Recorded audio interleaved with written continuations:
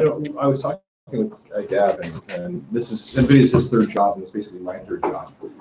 Is NVIDIA. Oh, really? Rick started listing off his list, and he's got more than a dozen places he's worked in the last 20 years. Well, yeah, but he's been in production and jumping around and doing a lot. An awful lot. Yeah. He's a great guy. Oh, yeah. Yeah. Awesome.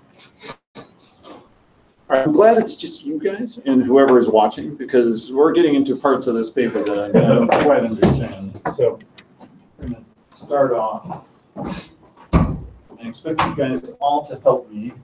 We do have somebody on chalk or the life size, but I don't know if that's working. Let's see. Yeah. All right, so cool. Where were we last time? You weren't even here. I wasn't here last time, so I have a little catch up to do. You have a little catch up to do. We're going to do that quickly. It's convolutional neural network overview, I'm sure. Yeah, we're convolutional neural networks. The key thing about convolutional neural networks is that they do convolutions, and that they have various layers. The first layer picks out small little details. The next layer picks out more details, and so on and so on. We're going. So that's all we want to do. So the whole gist of this paper is how, and it really is focused on convolution. There's a lot of convolution going on in here, but they're basically saying, how can we do what convolution does so well on images or sounds or even volumes, Euclidean space, and transfer that power onto manifolds, Riemannian manifolds. Is it Riemannian or is it Riemannian? It's Riemannian. Riemannian. Right. It's got that E going on. Riemannian manifolds. And so that's what we talked about last time. And remember, let's go through some notation because we're going to use a lot. Got a manifold, and let me just get this photography. Sorry. That's cool. Okay, so at the first page, they have a whole box of notation. When the box is as tall as it is here, you know that the paper is going to be a little challenging to read. But there's some juicy. I wonder if our Chalk Talk channel is working on it well. I'm just going to work on it. So we have capital, brand new. This is a manifold. So when you see that, you realize that you're dealing with a manifold. It's a collection of points. Continuous, this is all calculus at this point, so don't even think about polygons at this point. It's just a big blob of, yay, you guys made it. Let me know if the Chalk Talk, I think you guys are the only people on Chalk Talk or life-size cloud Chalk Talk. And so if the video gets crappy, so far it's so good. But if the video gets crappy, we'll do a direct connection. So capital X is manifold, continuous representation of an n-dimensional surface or surface. It also comes with a tangent vector bundle. Let's see, Tx. And Nafis, after the Chalk Talk, pointed out a very good point about this. You're like, if you're like me, you're like, how do they get those tangents? Well, at this point, assume the tangents are specified. They're there. We don't have to compute them. They're part of this deal. If we have a manifold and it comes with a tangent bundle, we can access that. So we know the locate or we have the points of the thing, which aren't embedded in any space. We just have the points of the manifold, and we have the tangents of the points built into this thing. And then, we're going to leave off that. And then finally, there is the Riemannian metric, which we're going to put a dot there, comma, dot. This is the inner product. And I see it too. You can't unsee that. Yeah. With a little mustache. The inner product is defined, and this is what is it, a Riemannian space. This is called a Riemannian. How many ends? 2 ends, and then another one, metric. And this is really the key thing. It allows us to measure length and angles in this space. So I'm going to be drawing one thing. We're going to be drawing surfaces that look like this, you know, and it's got curvature, and this is a collection of points. We've got tangents that are along here. Remember this, I stressed this a lot last time, and I'm going to do it again this time. When I draw surfaces like that, the brain immediately thinks of this as embedded in some sort of three-dimensional Euclidean space. But at this point, we haven't talked about that. And in fact, we're going to go over one cool way of creating tangents. It doesn't require any kind of 3D coordinate system. We can embed this in a 3D space and assign 3D locations to these points. But at this point, we're just thinking of this thing floating in its own weird, you know, it's completely internally defined. And we want to keep it that way because of where we're heading to this. Okay, so last time we had just gotten to have all this stuff, and we're looking towards, we talked about convolutional neural nets, and we've gone into the details of that, we've gone into this stuff, and we're zipping past. And we had just gotten calculus on manifold. Okay, and we're going to do 2 more things. We are particularly interested in 2 types of functions. Scalar field, which takes a manifold into real space. So this is a function. The scalar field, it takes the manifold, and for every point on the manifold, you can get a real number out. So a scalar value. And there's also capital F, which takes X, the manifold itself, and creates a tangent. So this is a tangent vector field. Right?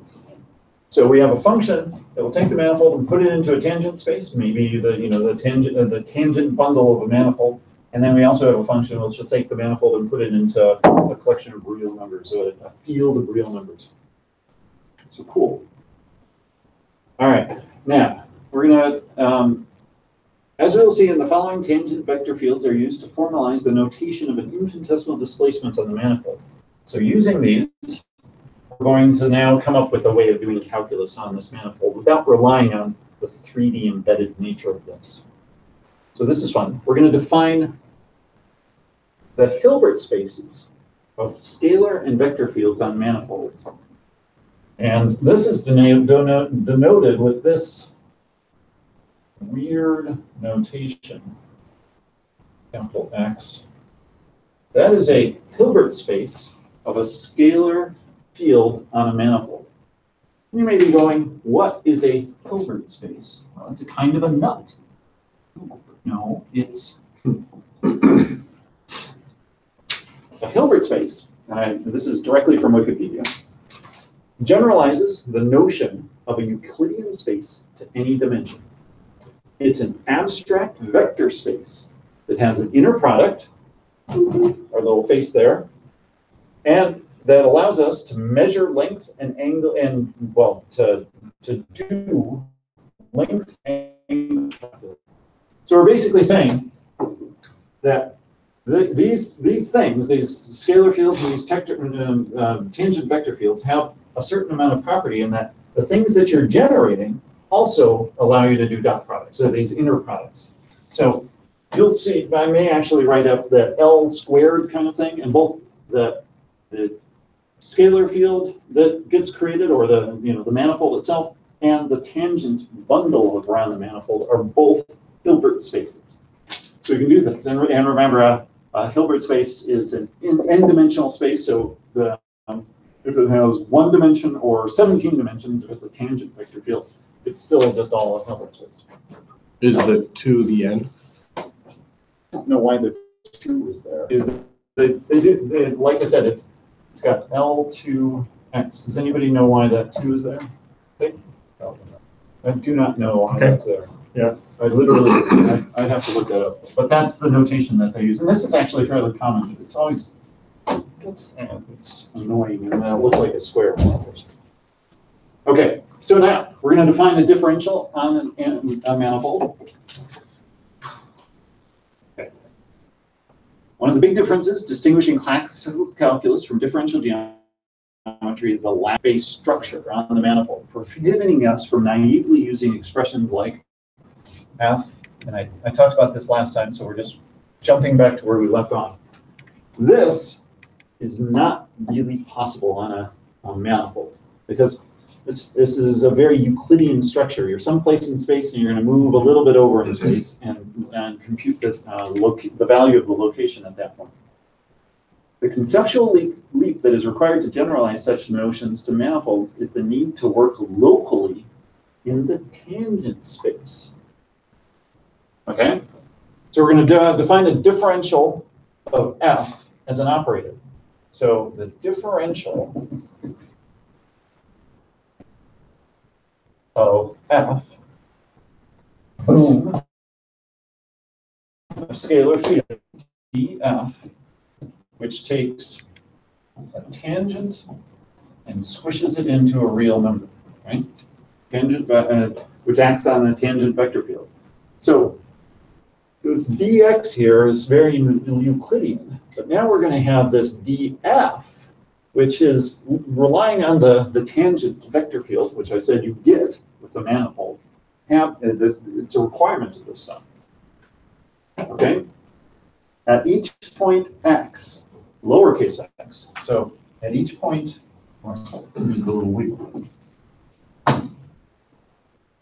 at each point x, which is lowercase, which means any point on the manifold itself, the differential can be defined as a linear functional df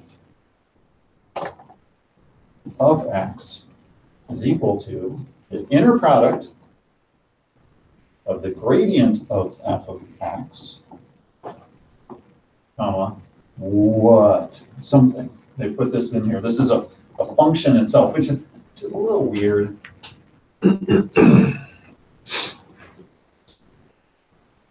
So when I first saw this notation in there, I was like, wait, what? Because this looks like a function, right? You're putting in a function, but what this is actually doing is saying, I'm going to make this thing a function that operates on something else. And so this will allow you to do the gradient of the vector field, or the scalar field at that point x, which produces a tangent. And then you can inner product it with another tangent. So this whole thing, even though it looks like a function, is actually a function. So you can write things like, here they do this. Very soon after that, they do df of x at f of x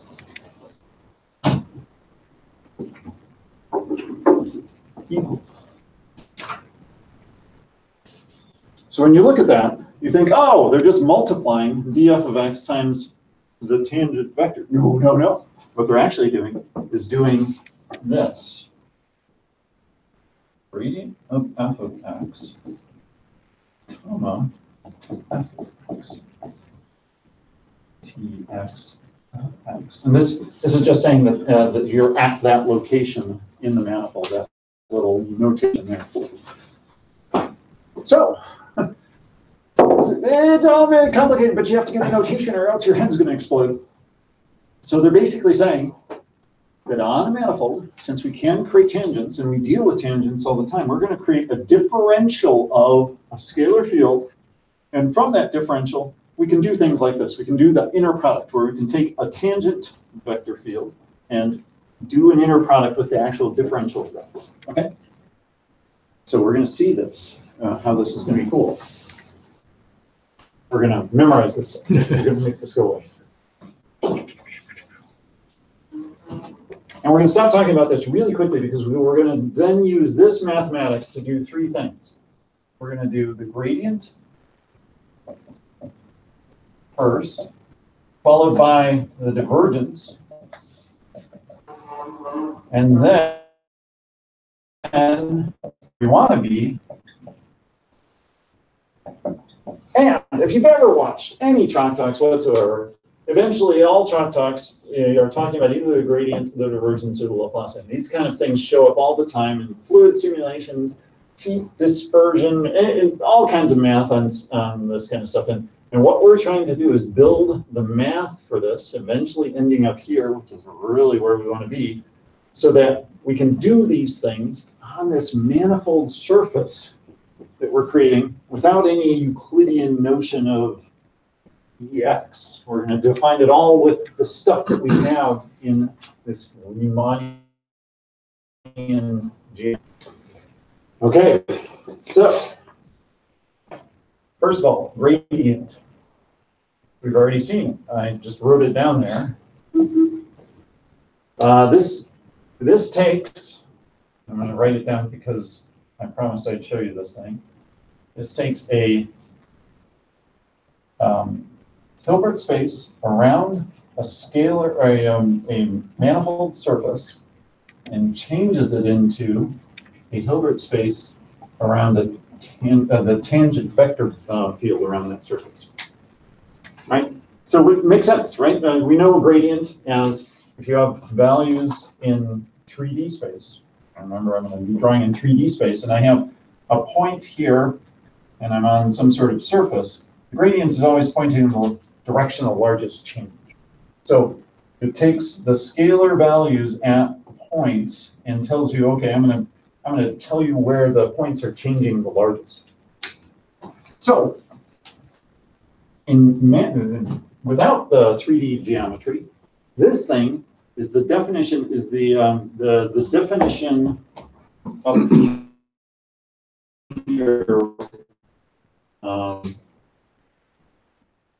is in the definition above is called the intrinsic gradient, and is similar to the classical notion of the gradient defining the direction of the steepest change of the function at the point. All right.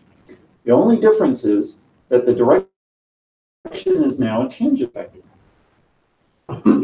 We're gonna stop there. We're gonna say, okay, we can take this and we can create a tangent vector. We'll talk about exactly how to do that in just a bit. So once we have that, we can then do the divergence. So the divergence is an operator that goes from tangent space, just draw that arrow backwards so I don't write down a whole bunch of stuff, back down to scalar field. And it acts on a tangent field. And formally, it looks like this. Gradient of F. Oh, wait, no, you do this.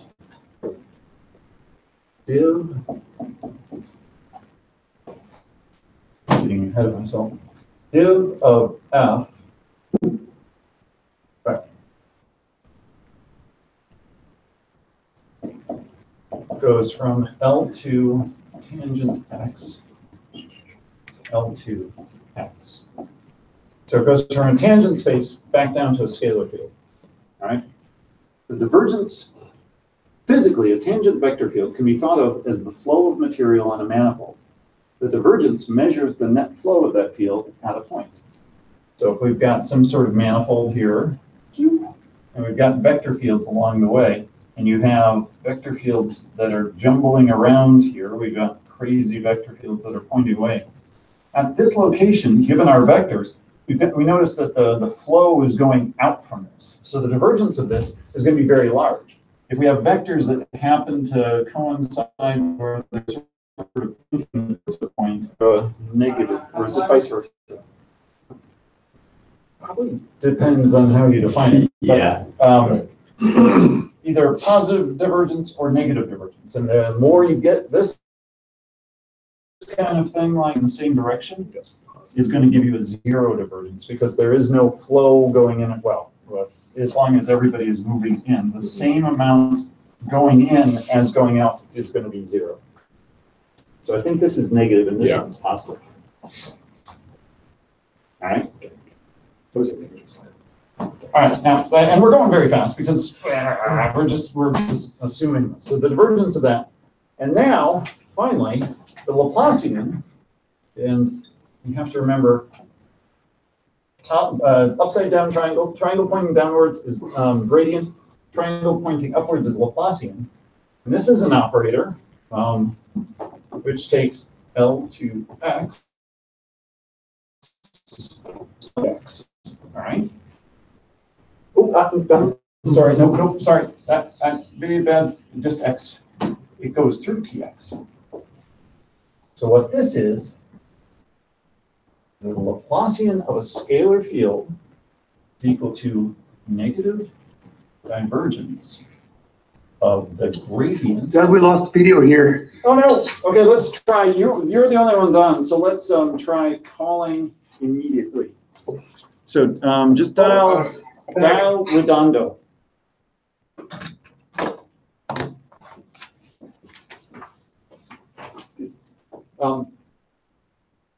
What? Yeah. Say. When I was reading through this portion of the paper, this is very long-winded exterior calculus. It is. Yeah, but it's you have to do it. You have to. This whole section is only one part of the paper. It's one piece of it, but it does lay down the foundation because we're going to use this like crazy. And I loved the explanation of this afterwards. So think about what's going on. This thing is computing a field on your manifold that explains where at any point the direction of steepest changes of your function. So this thing is. Sorry, we're looking at the table. Right, I forgot it came back to the wrong place. There we go. Okay, so this thing says, I'm going to create a field based on your manifold, so it goes over the entire manifold, of how your scalar field is changing, which direction is the steepest change. Then we have a divergence. The divergence says, hold on, we're going to look at how those things are changing, and we're going to compute whether things are coming in together or going apart, or if they're moving very smoothly and lockstep. So this is measuring kind of the smoothness of this change. And that's what the Laplacian does. In fact, they even say that. The Laplacian can be interpreted as the difference between the average of a function on an infinitesimal sphere around the point and the value of the function at the point itself. So you can kind of think of that as you've got a surface, you've got the average value around that point, but compared to the point itself. So you're looking at, well, here I know the average of all the values at this location, but this point actually has a value that's much higher. So the Laplacian is going to give you a high number because there's a lot of difference. But if this guy happens to be exactly the average, then the Laplacian is going to give you a very low number, saying that, hey, whatever is going on at this point is very smooth with relationship to the nearby neighborhood. And that's exactly what it is. It is the one, or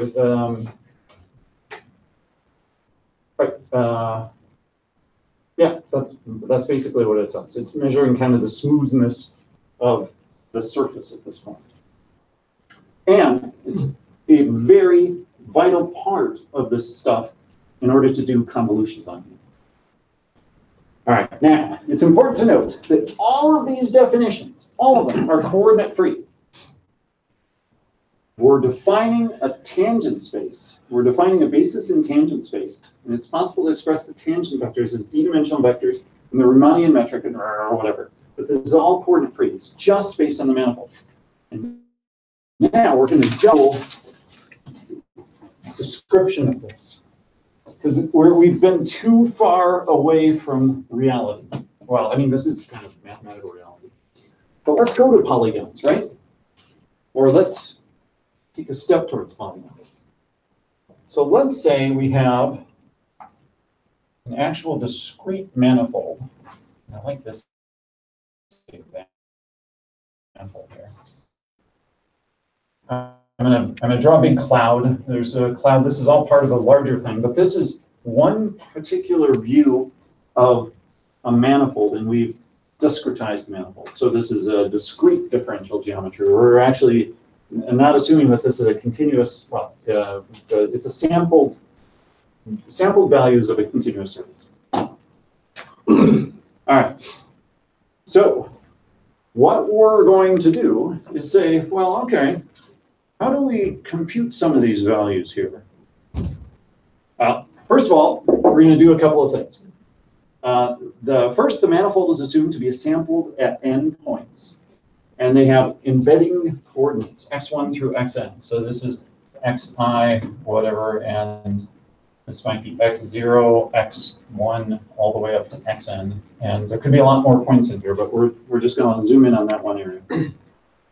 The edges of the graph represent local connectivity of the manifold, telling whether 2 points belong to a neighborhood or not. All right. And notice I haven't drawn triangles here. This works on undirected graphs or polygons. We could draw triangles. Well, in fact, we're going to draw triangles really soon. But we're going to basically say, all right, we've got points. And right now, your brain is going, all right, those are 3D points. No, no, no, those are just points. And what we know is the distance between these points. Not the location in space, not the location in a 3D location, but we actually know the distance. So the edge says that this guy is actually a neighbor of this guy. It's in its neighborhood, and it has a weight. So if this, let's call this guy I, and this guy xj, and the weight ij is equal to e to the negative xi minus xj squared divided by 2 sigma r squared. And now you're going, wait, that means that these are 3D points and you're actually computing the length between these two guys, but you don't necessarily have to. This can be replaced by Lij, where all that is the distance between those 2 points, regardless of where they are in actual 3D space. Now, yeah. Unpack that 1 second. Yeah. So what kind of distance are we talking about? Well, just keep me on track. It's a Riemannian distance, right? It's edge length. It's edge length. We don't need to know that this is at the origin and that this is 2 units away. We just need to know that this length is represented by the number 2. Okay. So the cool thing about this is this mesh can now be, it doesn't matter where it is in 3D space, and it doesn't matter its orientation. And quite frankly, it doesn't even matter that it's drawn like this. All these guys could be scrunched together. We just happen to know that these guys are in the neighborhood of this guy because they're connected by edges. And that each one of these edges has a weighting saying how close am I compared to the other edges that I'm close to. So this is so hard for me. It's like pulling it away from this geometrical notation, and rather because I want to be able to do stuff that they're doing, not just on polygonal meshes, but on social networks and networks that are represented by all sorts of crazy examples that they have. Okay, that's kind of what I was looking like the for. picture I sent on the Chalk Talk announcement with the colors and everything. That wasn't a polygonal mesh. That was actually a collection of citations.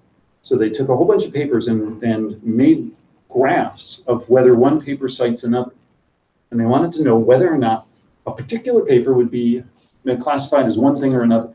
And that was what they were learning. They were learning how to classify papers just based on the citations that were going into them, which is really clever, right? So how do you do that?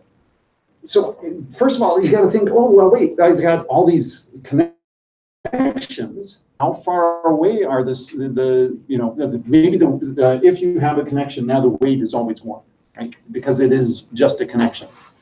But you could also measure a connection. You could add some other things like the connection exists because it's cited, and the number of words that the papers share is this many. So now we could build a length measure of that.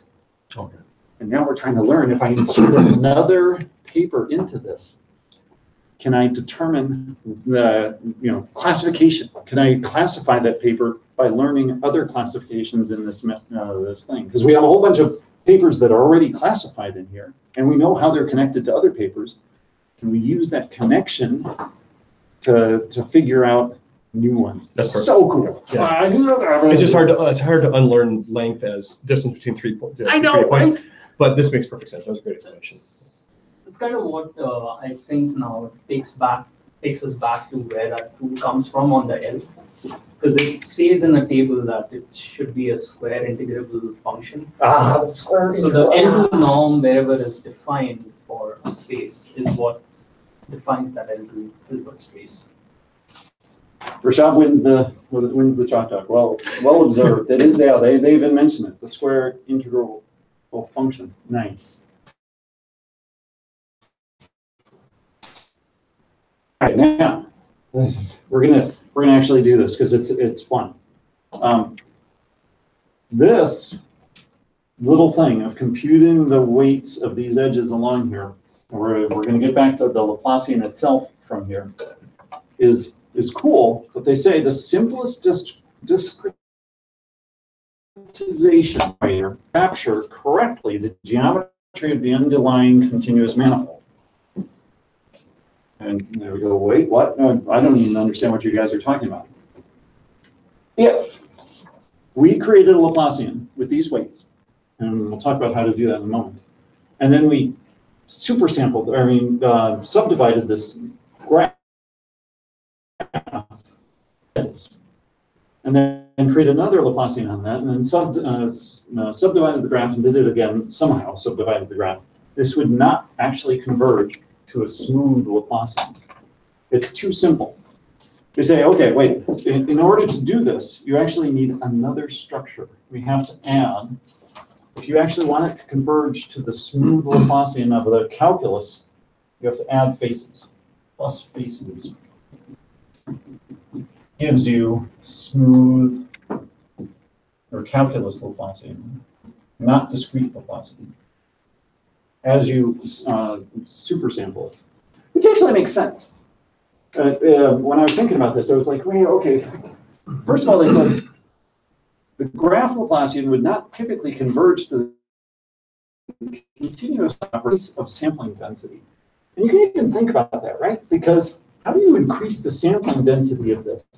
It doesn't even make sense in some of the examples. Like the example I gave, you can't increase the number of citations.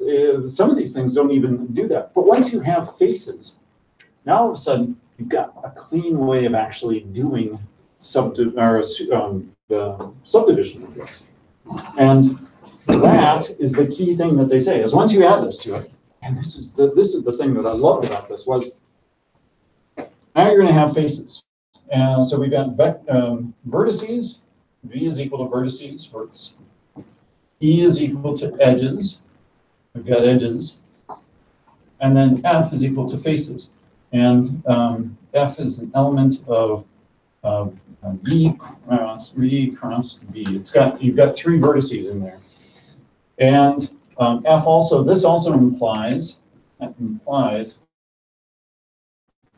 that K, J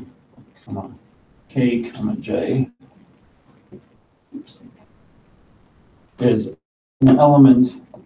Each one of these guys is an element of the edges. I've gone off the board there, but so we've got vertices, we've got edges. That defines our graph. Add faces to this, where we have three vertices and the subsequent edges around there, and all of a sudden you start getting this. Okay, now we can start to subdivide this. So the collection of faces represent the underlying continuous manifold as a polyhedral surface consisting of small triangles glued together. So, okay, now on a triangular mesh, let's draw this over again. We got vertices, faces, and edges. So on a triangular mesh, as we can draw this.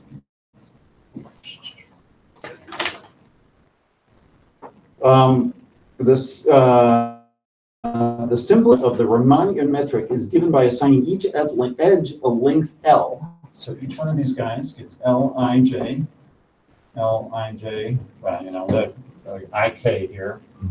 You get it. And then the mesh Laplacian is given by the formula 25, which we're going to get to in just a moment. I kind of jumped ahead here. The mesh Laplacian, let's jump back to it, is equal to 1 over AI sum of ij element of edges, wij f of I minus f of j. And we'll see why this works in just a moment. We'll get to this. But we're looking for the weights of the edges, and then this is the area. So wij is equal to Lij squared plus L plus L jk squared plus L ji squared over 8 ai j. Oops, I'm sorry. I made a boo-boo. This is plus. Right, you've got to watch the subscripts on this. Negative Lij squared plus Ljh plus Lih squared and squared over 8aijh. Okay. And then AI equal to 1/3 sum of jk ijk element of f a. Hold on. Okay.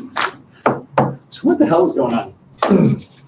So first of all, we've got two triangles. So we've got ijk and jkh, or well, ijk and ijh. So we've got two triangles that share an edge. And so the weighting along this edge that goes from I to j is there. So this is k over here, and this is h over here, is defined by the length of these edges, and you take the negative over here, and then the positive on either side. So negative length of that squared, or take the length squared and then and then this is the length of that edge, and that is the length of that edge, and you divide it by 8 times the area of this face. And then same deal on this side. You add the negative of that length squared plus these guys and divide it by this thing of that, and that gives you the weight there. Now, there's also this guy, and this guy is the area of all the neighboring triangles around this point. So this is a point here, and you look at the area of all these guys around here. So I didn't even draw some of these guys, but there's a whole bunch of points around here. And you add them all up and divide by 1/3, and that gives you that value. And with this, you can actually do, and we'll show you the matrix math of doing the Laplacian on this kind of surface. Now, the cool thing about this, and the reason I took all this time, is think about what we've done. We've got a mesh that we've deliberately cut, and we define the Laplacian with just the lengths of the edges and the areas of the triangles, which you can compute based on the lengths of the edges. You know, that's just a triangular math. So all this is defined on is by the length of these guys, which can be 3D length if this is embedded in a 3D space, or it can be some sort of metric that you've defined for citation weights between papers. I just love this. This is so cool because it takes it away from the 3D and puts it into this much more abstract space. Now all of a sudden we can do the Laplacian, which gives us a whole bunch of neat stuff about how smooth is this mesh without knowing where it is in 3D space. Does that make sense? And you're smiling. You're grimacing. No, I'm smiling. I love this. I love this because Yeah, I have a requirement for. I was just wondering if there's a requirement for a single edge to be shared a maximum to two triangles, or many like the manifold restrictions, or not? Oh, dude, you read ahead. Yeah, in fact, there are some, to be correctly discretized of a manifold mesh, every edge must be shared by exactly two triangles. If the manifold has a boundary, any boundary edge must belong to exactly one triangle. No fins, the usual stuff. And that's, manifolds. yeah, that's exactly it, right? You, at least when with the discrete, when we hear manifolds, at least in 3D graphics and stuff like that, it's always those guys like, you have triangle, triangle, and you're like, happy manifold, you've got a boundary and everything, but then you have that. Oh, okay. And that makes it a non-manifold surface, right? You've got this you've got a whole bunch of edges that aren't shared and bleh. Or you have a floating thing. You have a triangle out there that doesn't share anything with anybody else. Modelers make those. Yeah. So very good observation, Lucille, that this doesn't work on any kind of craziness. So that's one of the points of this paper, is that this stuff does work on craziness, right? You can have citation graphs that maybe well, I guess they probably have to be a manifold surface in some way. They probably have limits as well.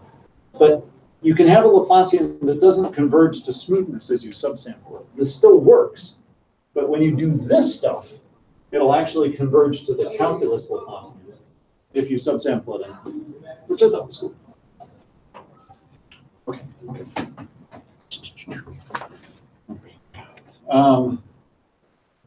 So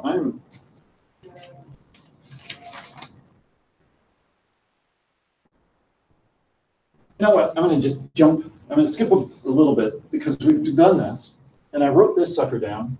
And I'm going to stay there, saying that the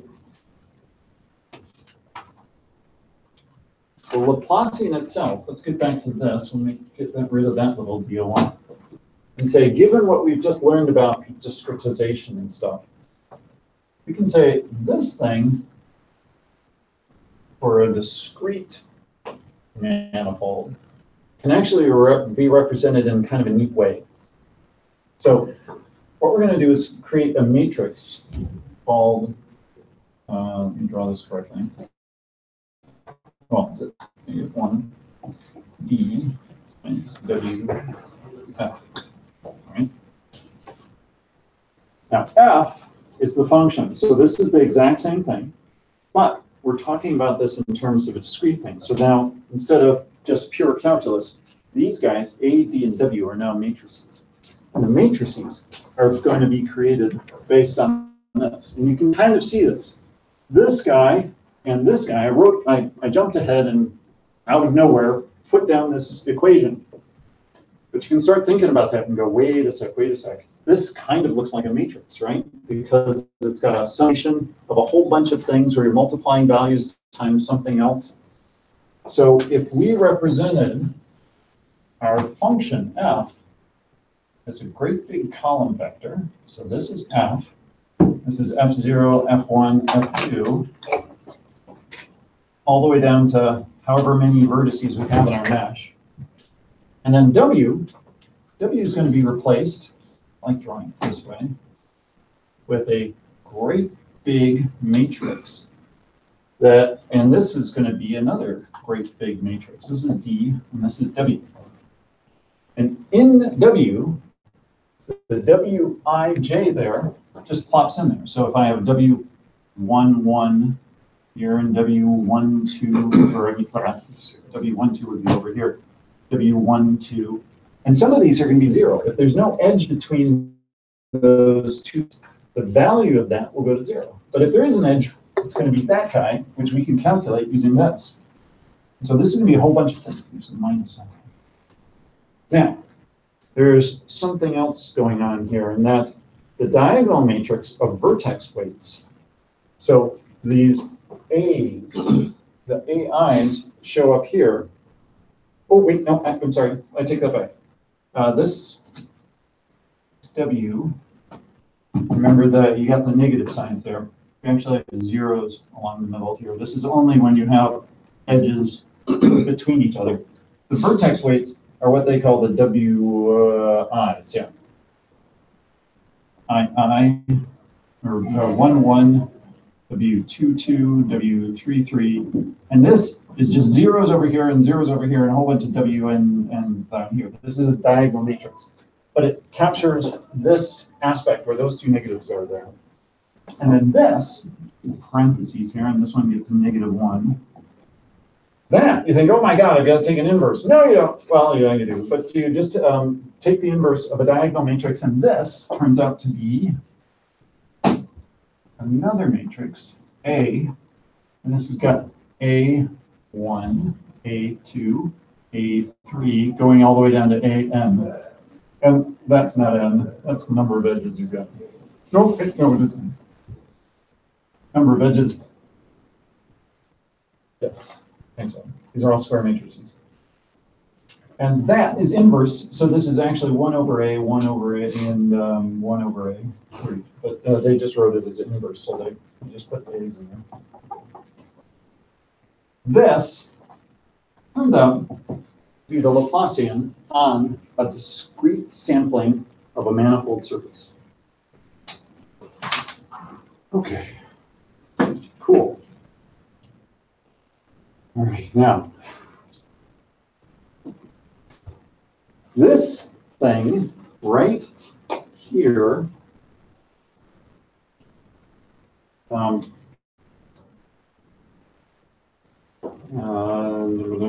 let me make sure I get this right.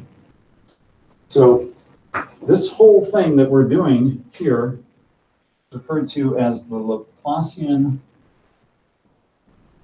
operator. Right? Because this is these two are subtracted, and then you take this and multiply it with this, and this whole thing turns into a great big matrix, which you can then multiply f out of. I know you know the function defined on each one of these vertexes, and you'll get another vector outside here telling you about the smoothness of this vector, which I've promised you is extremely useful. Okay. Now, this is really useful because we can use this to do the convolution that we want to do. And I'm going to jump ahead because I'm noticing the time.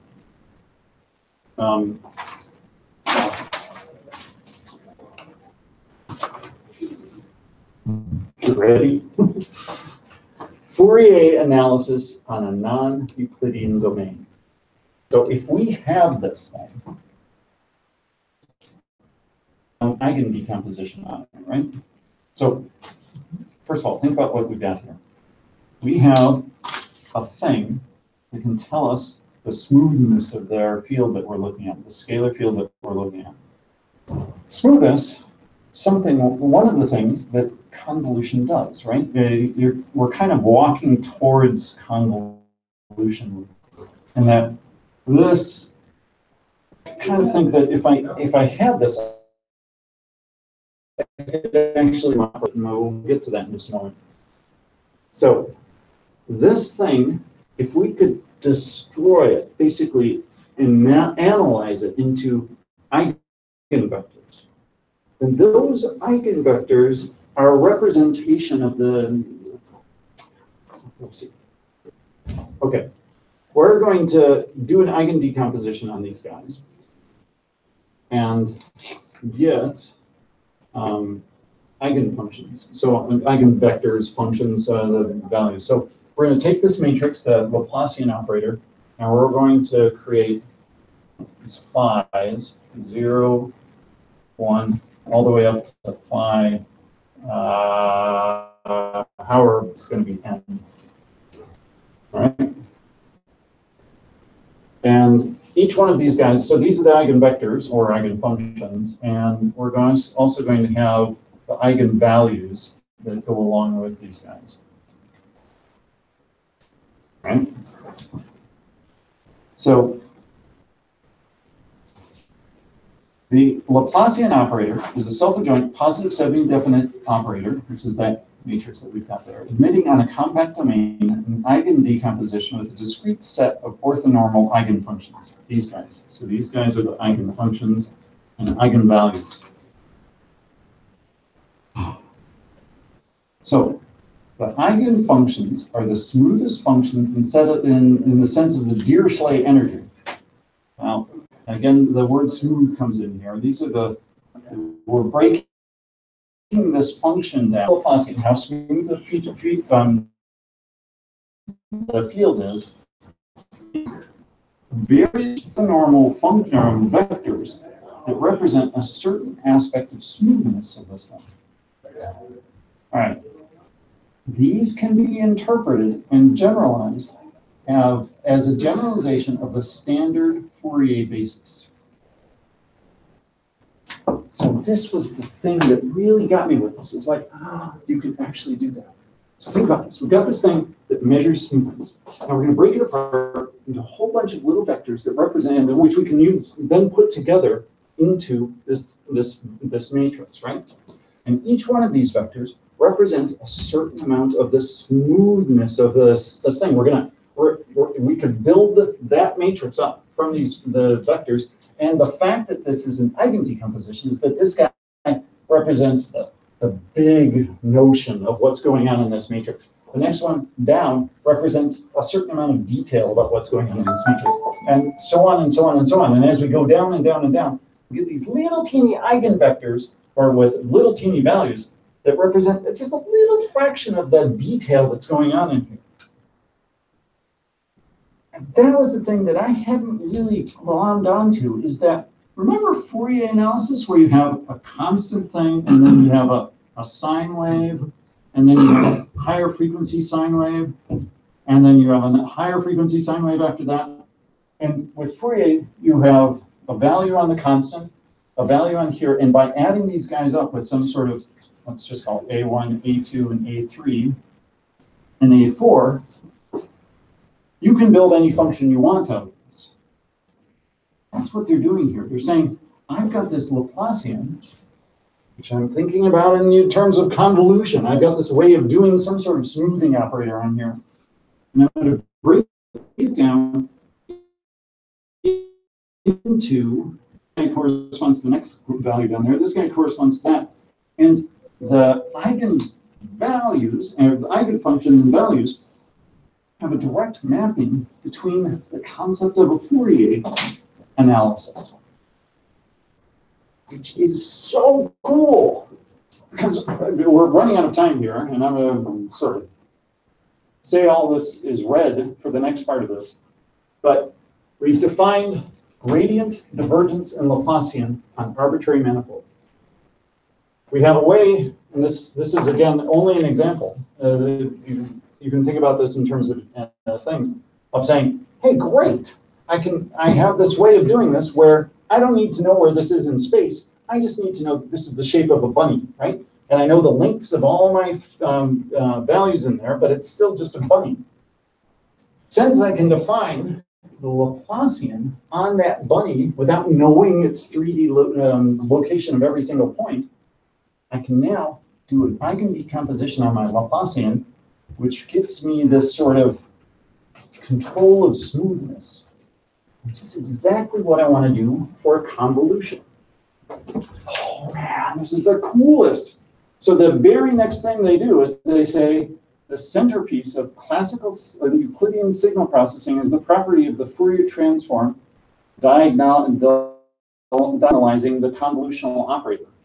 So we're going to use this breaking down to actually implement a convolution on an arbitrary manifold. Where?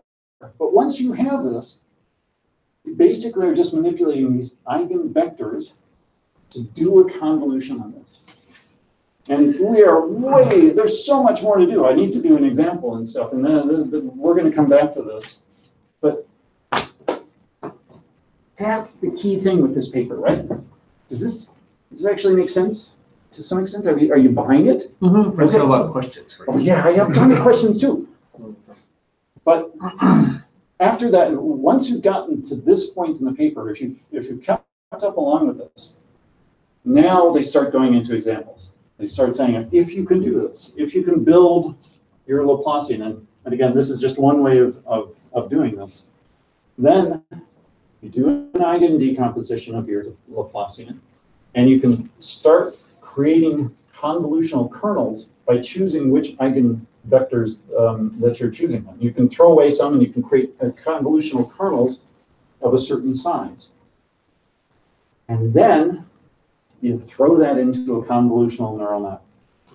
Now, there's one huge thing that I'm going to say before we go, and we have 1 minute to do. The cool thing is, got an image of a cat here. We've already talked about this. This, when we apply convolutional kernels to this, it just knows that this is an image. And the image is self-symmetric. It's all sorts of stuff. And it doesn't really matter where that cat is in this image. The problem with this, and they mention this right off the bat, and there are solutions to this, is that this matrix is always based on the length of this. And the lengths of some of these triangles on the bunny's ear, they're very different than the lengths of triangles on the bunny's foot. So this whole pathway towards our convolutions that we finally wanted is tied to the structure of the mesh. You don't have the fact that this bunny could be anywhere in this image with this kind of stuff. You can do convolutions, but it's tied to the structure of the mesh. And that is a huge limitation to this, which is what a lot of people in this field are working on correcting. And one of the cool things is, can we divorce the length metric? Can we somehow create a length metric that is translationally? Maybe if you just translate a little bit, it would still be fun. And so there's some examples here where they're using heat kernels to do all sorts of stuff. But that is a big limitation to this aspect. We've gotten a long way where we can actually do convolutions on an arbitrary manifold, but we still got a ways to go. I swear, we've gotten 8 pages into this 23-page paper. We've gone even faster. And so much hand waving. But this is the key concept, is being able to go from here to the eigenvalue. So thank you, guys. I will. There may or may not be a Chalk Talk next week. I'm going to be down here, and but the schedule is bonkers on Thursday. So if I can squeeze one in, I'm going to be on this. I need some more time to play with this, but it'll be with something interesting, I promise.